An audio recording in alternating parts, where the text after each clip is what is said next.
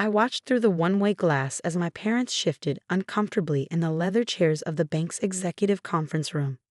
Time had changed them. Father's hair now completely silver, mother's perfect posture slightly stooped. But their air of entitled superiority remained intact even as they prepared to beg for financial salvation. The Chen family's request for a $50 million emergency loan. Thomas, my CFO, reviewed the file in front of me. Their real estate empire is on the verge of collapse. Overextended, overleveraged, and severely impacted by the market downturn. I nodded, studying my parents' faces. They hadn't seen me in 20 years, not since the night they'd thrown me out for choosing love over their arranged marriage plans. My name is Victoria Chen, and 2 decades ago, I was the perfect daughter of one of San Francisco's wealthiest families. Then I fell in love with James Walker, a brilliant software engineer from a working-class background. My parents' response had been swift and absolute: marry their choice, wealthy real estate heir Andrew Kim, or be cut off completely. I chose James. They don't know you own Meridian Bank? Thomas asked quietly. No, I replied, remembering the day I'd walked away from my family's wealth and privilege. They probably assume I'm living in some middle-class suburb, married to my poor husband. The irony wasn't lost on me. James's software innovations had made us billionaires within 10 years of our marriage, while my parents continued building their real estate empire the old way, through connections, leverage, and family money. We quietly revolutionized financial technology. 5 years ago, we'd bought Meridian Bank as part of our expansion into financial services. Now, watching my parents await their fate in that conference room, I thought about all they'd missed. Our wedding, celebrated with friends who loved us for who we were, not what we owned. The birth of our children, now teenagers who'd never met their grandparents. Every success, every milestone, every moment of the life they deemed beneath them. Their financials are worse than they're admitting, Thomas continued, flipping through reports. Without this loan, they'll default on multiple properties within months. The Chen empire will collapse. I studied the papers in front of me. The numbers told a clear story. My parents had overextended, betting big on luxury developments just before the market turned. Their old methods of doing business, relying on personal relationships and social connections, hadn't adapted to changing times. Mrs. Walker. Thomas's voice pulled me from my thoughts. How would you like to proceed? Before I could answer, the conference room door opened and Robert Nash, our senior loan officer, entered to meet with my parents. I turned up the room's audio. Mr. and Mrs. Chen, Robert began formally. I've reviewed your loan application. Surely you know our reputation, my father interrupted, his voice carrying that familiar note of aristocratic assumption. The Chen family has been a pillar of San Francisco society for generations. Yes, sir, Robert replied smoothly.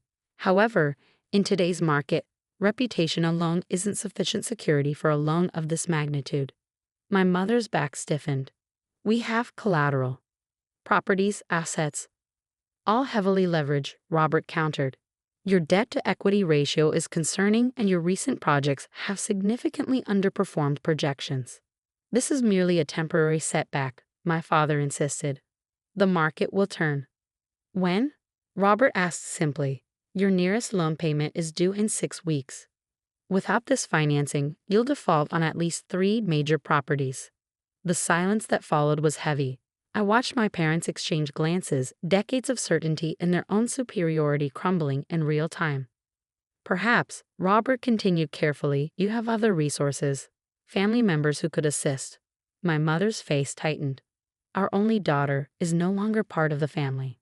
Ah, yes. Robert consulted his notes with practiced casualness. Victoria Chen, now Victoria Walker. Quite successful in technology and banking, I believe. Her company's market cap recently exceeded $20 billion. I had to admire Robert's technique as he let that information sink in. My parents' expressions shifted from dismissal to shock as they processed the reality of their disowned daughter's wealth. Victoria, my father's voice cracked slightly. That's impossible. She married that engineer. James Walker, Robert supplied, the founder of Walker Tech. Their financial software revolutionized banking infrastructure. Surely you've heard of them. My mother's hand trembled as she reached for her water glass. We haven't had contact. For 20 years, Robert finished. since you disowned her for marrying beneath her social class. Though given current circumstances, one might question whose choice proved more financially astute. I almost smiled at the subtle dig. Robert was playing his role perfectly, letting my parents face the full impact of their past decisions. The loan, my father tried to redirect, his voice less certain now. Surely our assets are insufficient, Robert stated flatly. Without additional security or a guarantor, I cannot recommend approval. The weight of those words settled over the room. 20 years of certainty in their own superiority, their own rightness, crashing down in a single meeting. What? My mother's voice was barely audible. What are our options? Robert closed his folder deliberately. You could approach your daughter. Her resources could easily secure this loan. Though given your history, no, my father's pride surfaced briefly. We cannot. Cannot what? Robert's voice sharpened slightly. Cannot admit you were wrong? Cannot acknowledge that the daughter you rejected for marrying beneath her station has achieved more wealth and success than you imagined possible? My parents sat in stunned silence. In their world, bankers didn't speak to them this way. But their world was crumbling, and with it, all the old certainties. I'll leave you to consider your options, Robert stood. Though I should mention, you're not the only one seeking financing for distressed properties in this market. These opportunities don't last long. After he left, I watched my parents sit in silence, 2 decades of choices and consequences hanging heavy between them. Victoria, my mother finally whispered. All this time. We should go, my father stood abruptly. There must be other banks, other options. There aren't, I said softly to the one-way glass. I've made sure of that. Thomas looked at me questioningly. Your instructions? I thought about the night I'd left, carrying a single suitcase, walking away from wealth and privilege toward an uncertain future with the man I loved. I thought about James's quiet confidence as we built something together, something real. And I thought about our children, raised to value character over class, innovation over inheritance. Let them stew for a few days, I decided. Let them face the reality of their situation. Then have Robert call them back for another meeting. And if they reach out to you directly? I smiled, remembering all the ignored letters over the years, the attempts to maintain their control through silence and rejection. They won't, I said certainly. Their pride won't let them. At least, not yet. As I watched them gather their things, my mother's hands shaking slightly as she picked up her designer handbag, my father's shoulders bent under the weight of impending failure, I felt no satisfaction, only a quiet certainty that sometimes life has a way of bringing things full circle. They walked out of the conference room, stepping into their waiting car, less luxurious than in years past, I noted, likely heading back to their mansion to regroup, to plan, to avoid facing the inevitable. But I knew what they did. Their options had already run out. Every major bank in the city was either owned by us or partnered with us. Every potential investor had been quietly warned away. The empire they built on social status and old money was about to collapse, leaving them with only one possible salvation: the daughter they'd rejected for daring to choose her own path. Thomas gathered the papers, pausing at the door. The next meeting?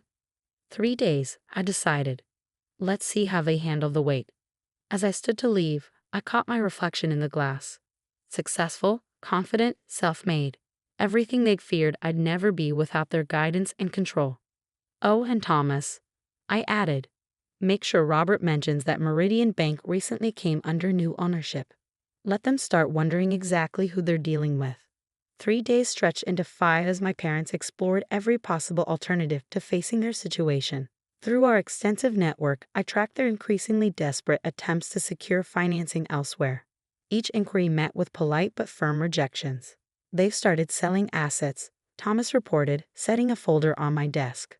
Their vacation home in Aspen, 3 luxury cars, your mother's jewelry collection. I picked up the folder, studying recent photos of my childhood home. The perfectly manicured gardens looked slightly overgrown now, the grand facade showing signs of deferred maintenance. And the company? I asked, though I already knew the answer. Share price is falling. Contractors are demanding upfront payments. 3 major projects are at risk of complete shutdown. The Chen family empire, built over 3 generations, was crumbling in real time. And still my parents resisted the obvious solution. Then came the call we'd been waiting for. They've requested another meeting, Robert announced.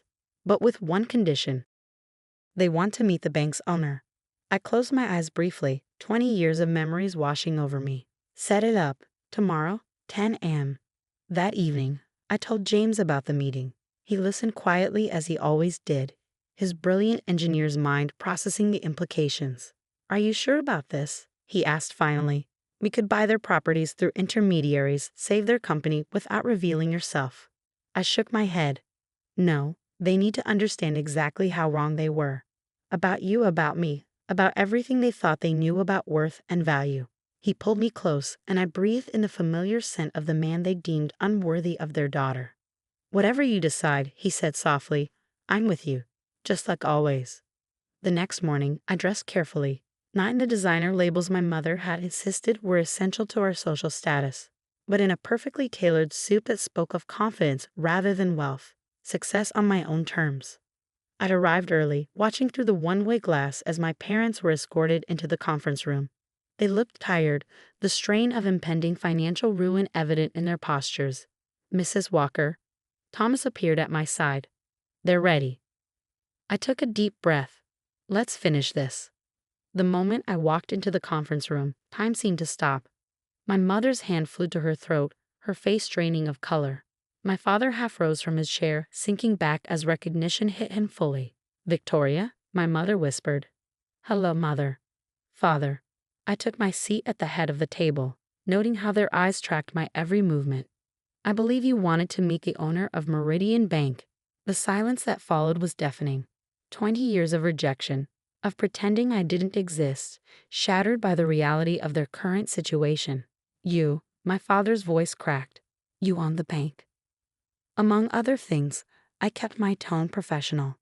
"Walker Tech, my husband's company, you remember James, the unsuitable engineer, has grown significantly since you last saw us." All this time, my mother's perfectly maintained facade cracked slightly. "You've been successful?" "Yes." I opened their loan application. Unlike Chen Developments, which appears to be on the verge of collapse, my father's pride made one last attempt. "We don't need." "Yes, you do," I cut him off. "You need $50 million immediately to avoid default. Another $100 million within 6 months to stabilize your projects. Without it, 3 generations of the Chen family legacy disappears." They sat in stunned silence as I laid out their situation with brutal precision. "How?" My mother's voice trembled. "How did you build all this?" I gestured to our surroundings. "Without your connections, your social circle, your arranged marriages, by understanding that true worth isn't about who you know or where you come from. It's about innovation, adaptation, seeing the future instead of clinging to the past." "Victoria," my father leaned forward. "Whatever happened, we're still family." "Are we?" I met his gaze steadily. 20 years ago, family meant controlling who I could love. It meant choosing status over happiness. It meant turning your back on your only daughter because she saw value in something beyond your narrow definition of worth. "We were trying to protect you," my mother whispered. "No," I corrected quietly. "You were trying to control me." "There's a difference." I pulled out another folder, photos of my life they'd missed. My wedding to James, the birth of our children, holidays, celebrations, moments of joy shared with people who loved us for who we were, not what we owned. "Your grandchildren," I said, watching their faces as they stared at images of teenagers they'd never met. "Emma's starting college next year. MIT, early admission. Michael's already developing his own software. They've never known their grandparents, never understood why their mother's family chose pride over love." Tears rolled down my mother's face as she touched the photos. My father's hands trembled slightly. "The loan application," I continued professionally. "I'll be direct. No other bank will help you. We made sure of that. Your only option is Meridian Bank, is me." "What?" My father swallowed hard. "What are your terms?" I placed a document on the table. Full disclosure of all assets and liabilities. Complete restructuring of management. You'll step down. Professional executives will be appointed. And I pause, letting the moment stretch. "And," my mother prompted, "and you'll both attend Sunday dinner at my house. Every week, you'll get to know your grandchildren, not as heirs to a fortune, but as the remarkable people they are. You'll see the life you rejected, understand the happiness you dismissed as beneath you." They stared at me, decades of pride warring with desperation. If we refuse? My father asked quietly. Then Chen Developments fails. Your empire collapses, and you spend your retirement wondering if your social status was worth the family you lost. The silence that followed was heavy with 20 years of choices and consequences. When? My mother's voice wavered. When is dinner? Sunday at 6. I stood gathering my papers. Don't be late. Emma's making her grandmother's dumplings. The ones you taught me before status became more important than family.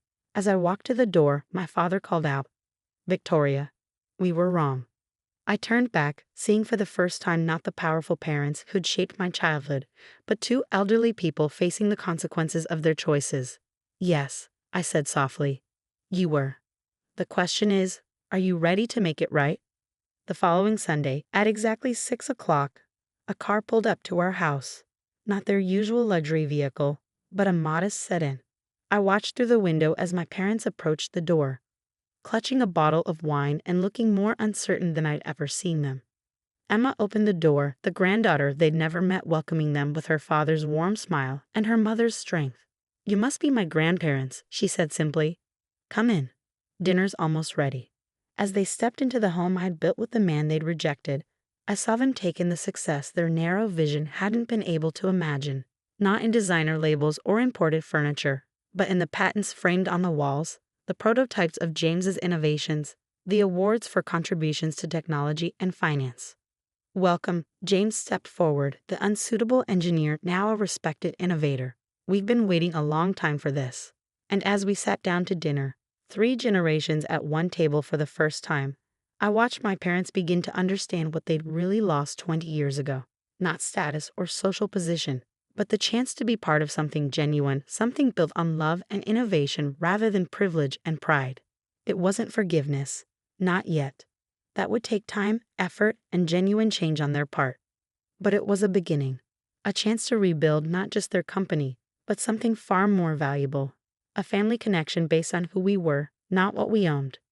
The Chen Empire might have crumbled, but from its ruins, something more authentic could grow. If they were willing to learn, to change, to see value beyond their old definitions of worth.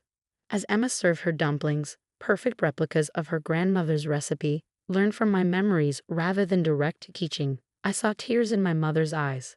Perhaps she was finally understanding that true legacy isn't about money or status.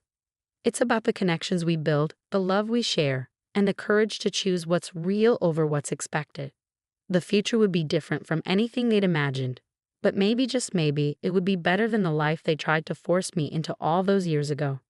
Because sometimes the best revenge isn't about making others suffer, it's about showing them exactly what they lost by being unable to see beyond their own prejudices.